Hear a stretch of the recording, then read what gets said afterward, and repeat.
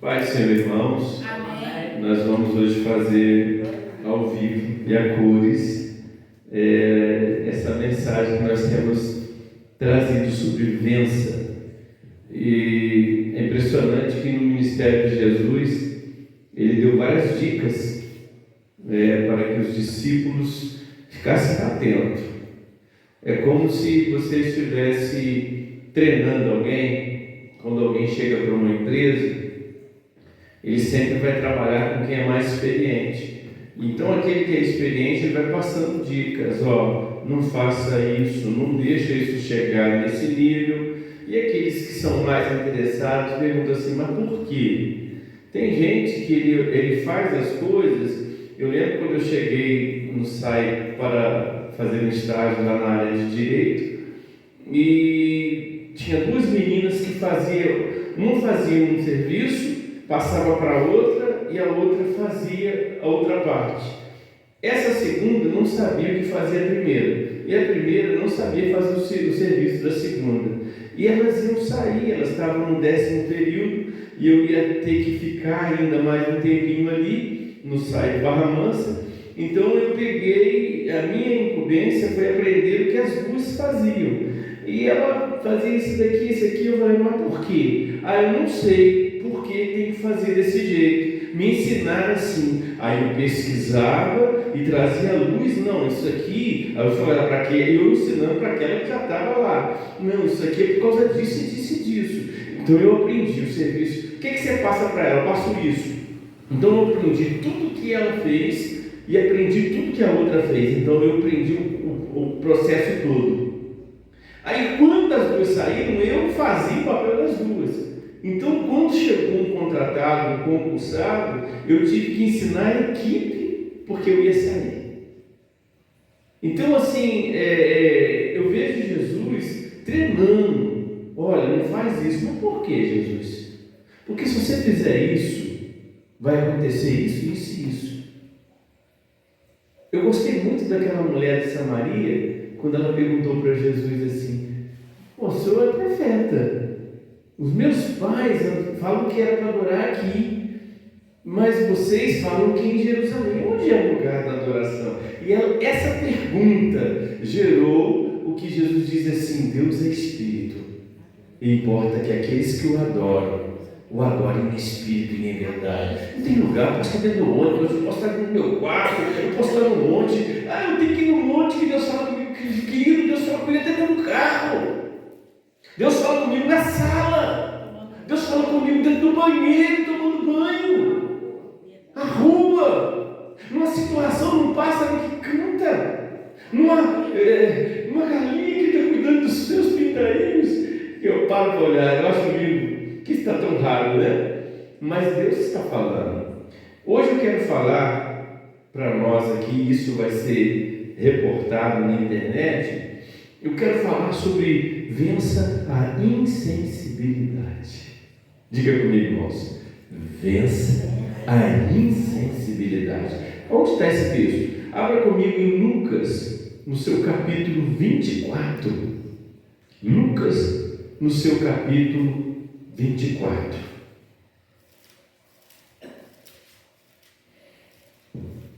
Lucas 24, no seu versículo de 36 a 49. Lucas 24, 36 a 49. Mas eu quero ler apenas o versículo 45. Aliás, eu vou ler o 45, que é a base. Mas eu quero ler o 36 e o 37 e depois ler o 45. Olha aí. E falando ele dessas coisas, o mesmo Jesus se apresentou no meio dos discípulos, no meio deles, e disse: paz seja convosco. E eles, espantados e atemorizados, pensavam que vinha algum espírito.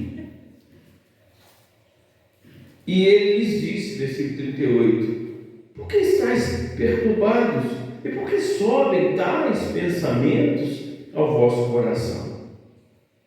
Vede as minhas mãos e os meus pés, que sou eu mesmo, tocai-me, e vede, pois um espírito não tem carne nem ossos, como vês que eu tenho. Versículo 45.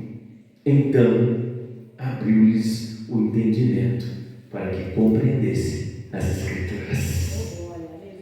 Querido, como nesse tempo nós precisamos de estar com os olhos atentos.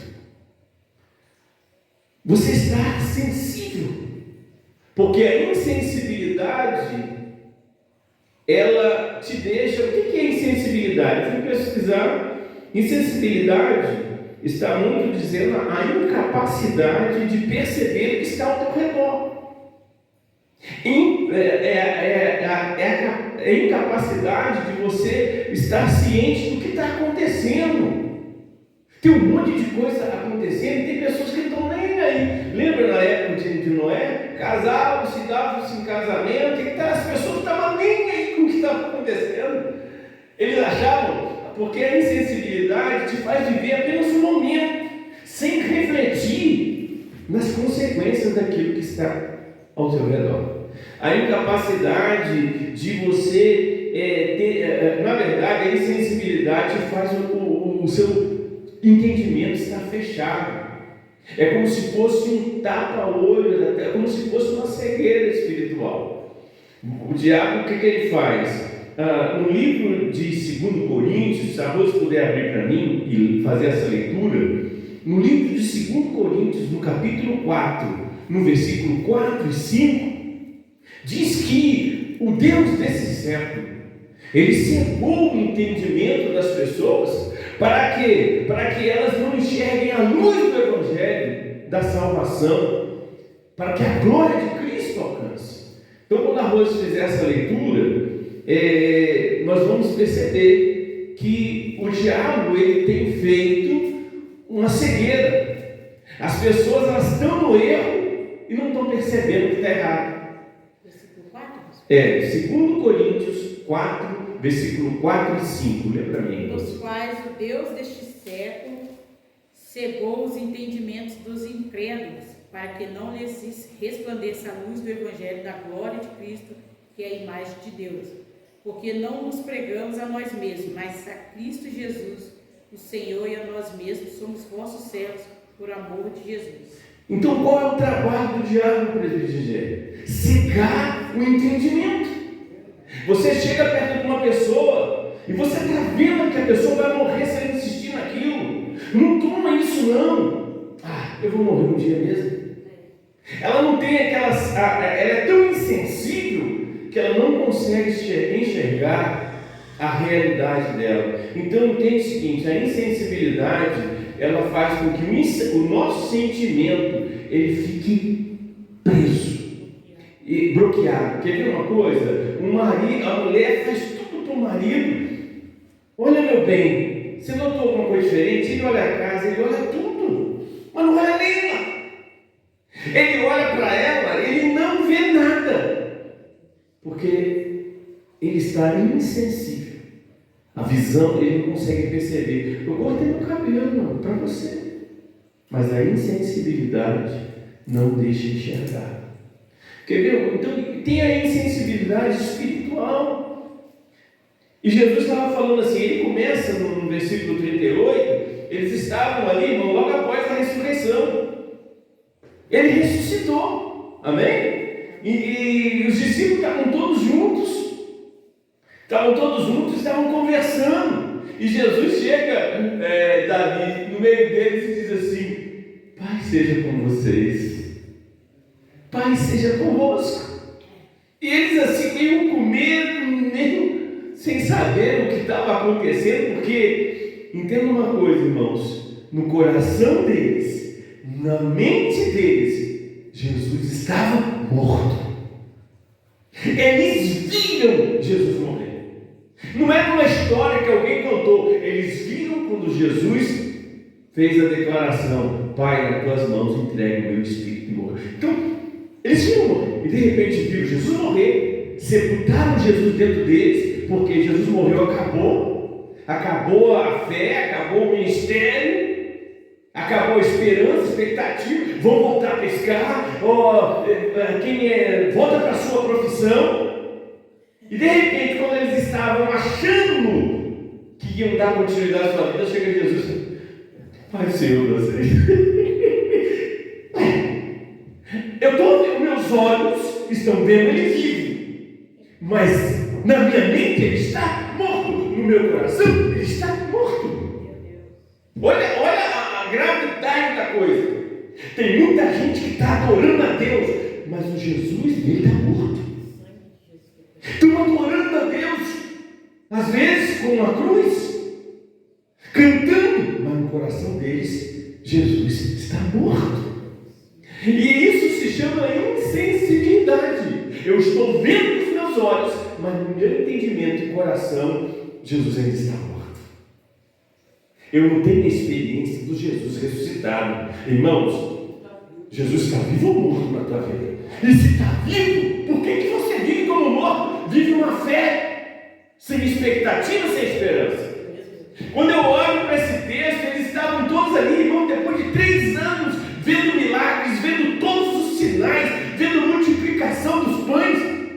Mas quando Jesus morreu, parece que Jesus não foi só Jesus que morreu na cruz, os discípulos todos morreram juntos. Mas sabe por quê?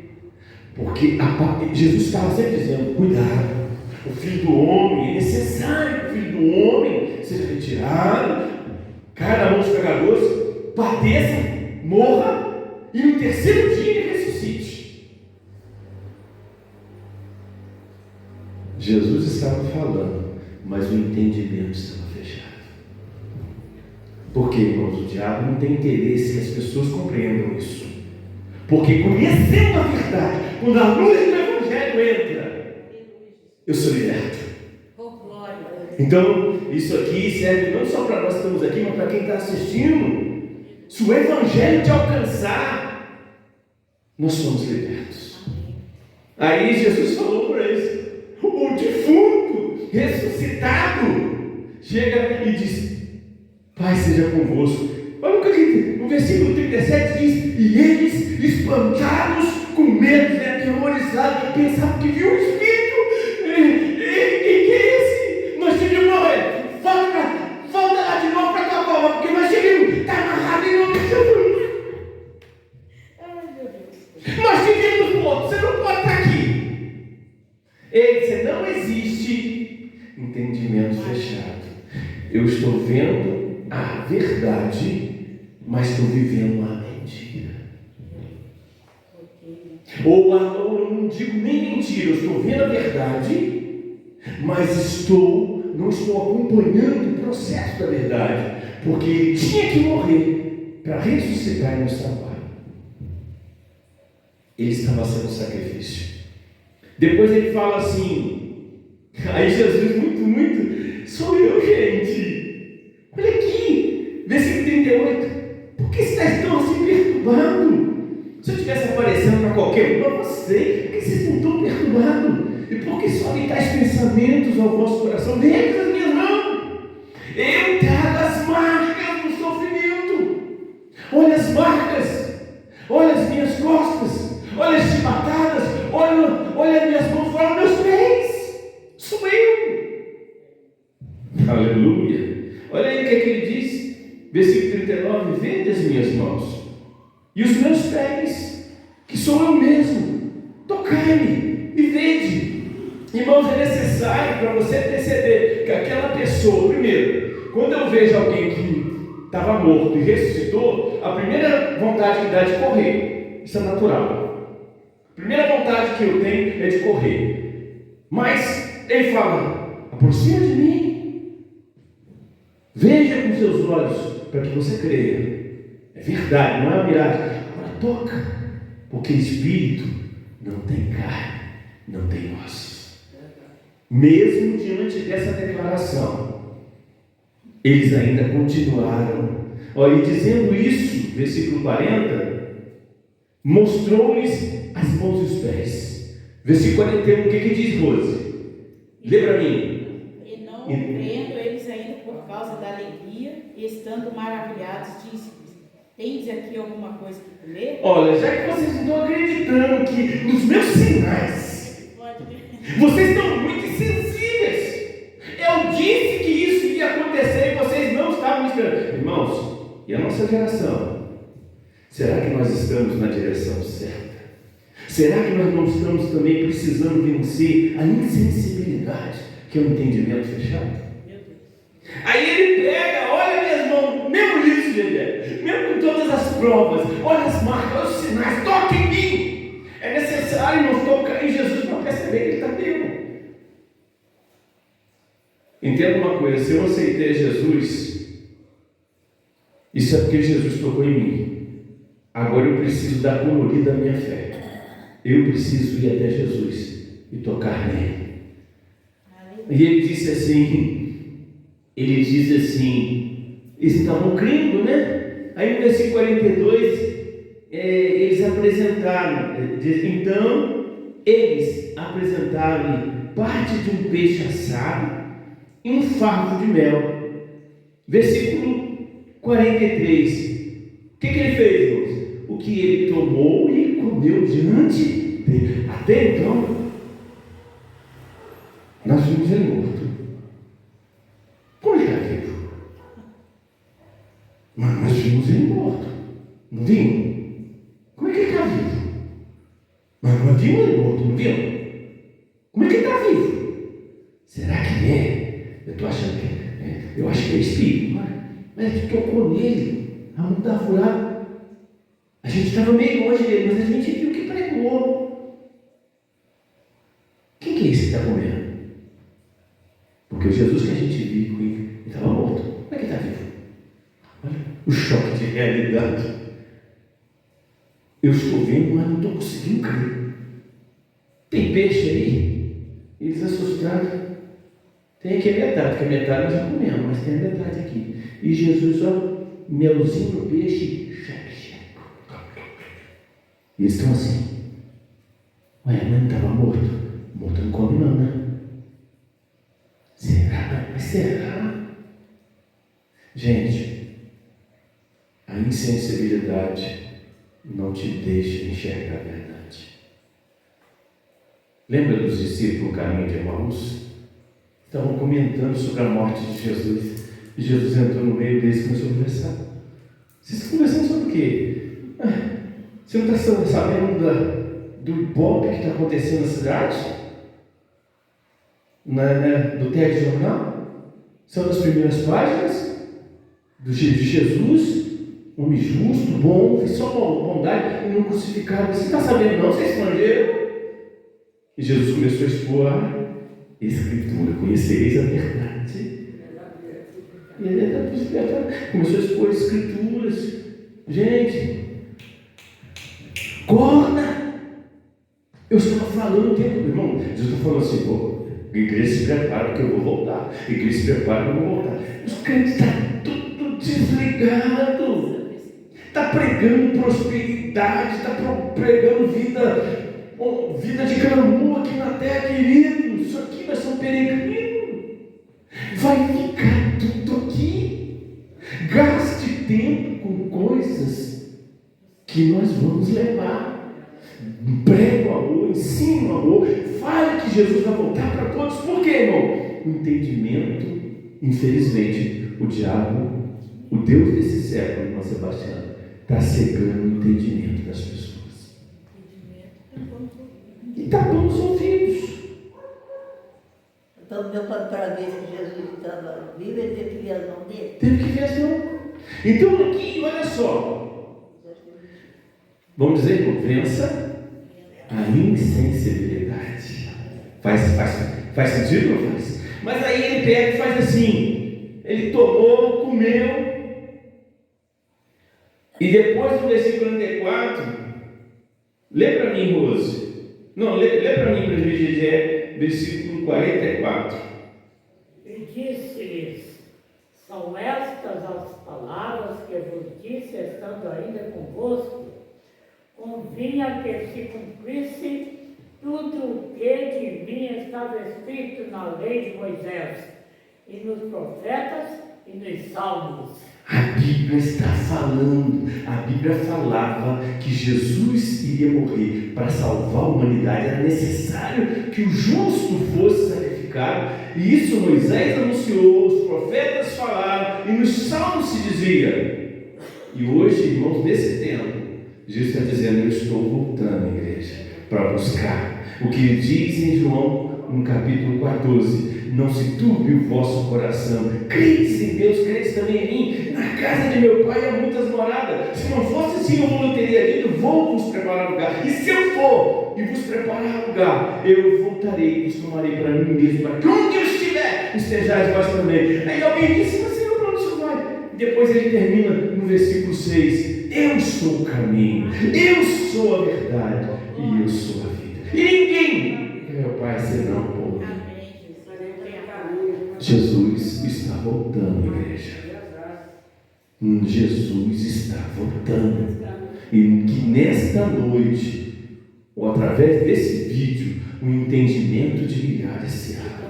Que a insensibilidade de Satanás, que tem enganado a igreja, que tem enganado o ministério, que tem enganado, feito com que o Evangelho se torne um escândalo, o Evangelho se torne uma chacota, o Evangelho se torne tom de piada na internet.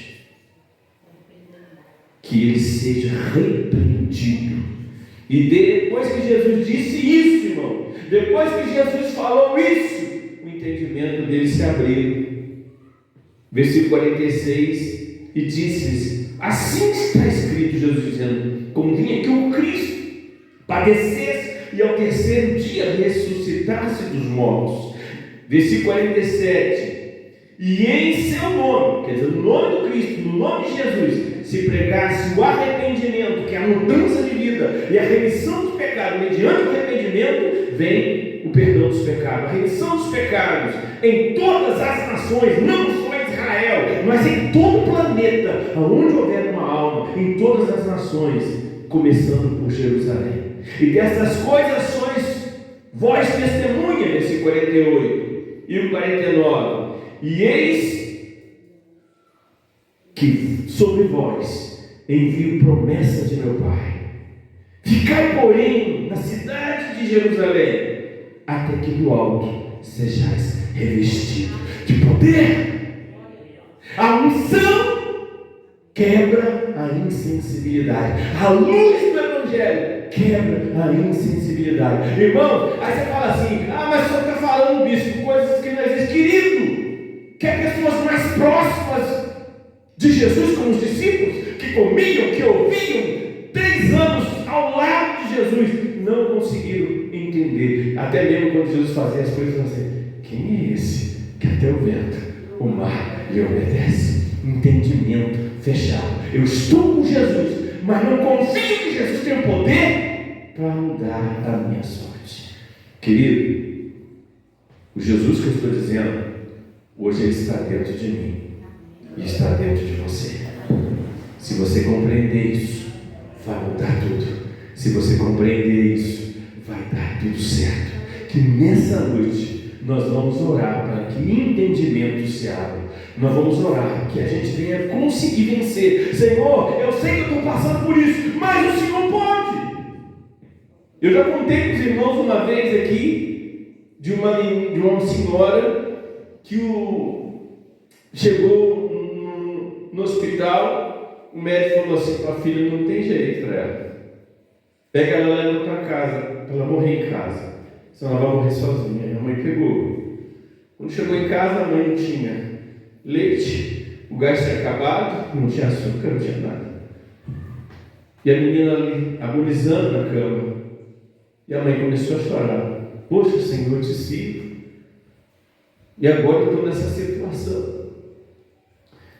Não tenho leite, não tenho nada. Eu queria pelo menos que a minha filha eu ter condições de dar um leite, um mamar para ela, um mingau, para ela pelo menos morrer de barriguinha cheia.